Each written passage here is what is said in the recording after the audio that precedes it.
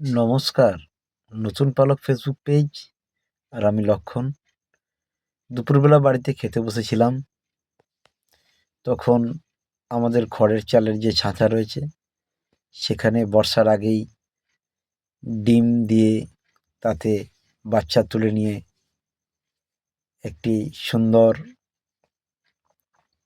প্রজন্মকে আরও একটু বাড়িয়ে দেওয়ার আশায় বারবার বাসার মধ্যে চড়ুই পাখিরা আনাগোনা করছিল।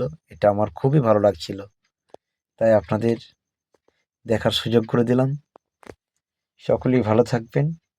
নিচে দুটো প্রজাপতি উঠছিল, আর আপনা হতেই একটি সর্ষে গাছ হয়েছে আমার পিড়িতে উঠতেই, তার জন্যে আপনাদের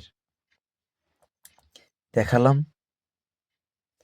তো সকলেই ভালো থাকবেন, আর এই পাখিদের আনাগোনা দেখলে তাদেরকে তাড়িয়ে দেবেন না। এখন তো খড়ের চাল নেই, আমি বহু কষ্ট করে এদের জন্যই কোনোভাবেই কোনো নতুন আচ্ছাদনের ব্যবস্থা আমি করি নাই, খড়ের চালই রেখে দিয়েছি।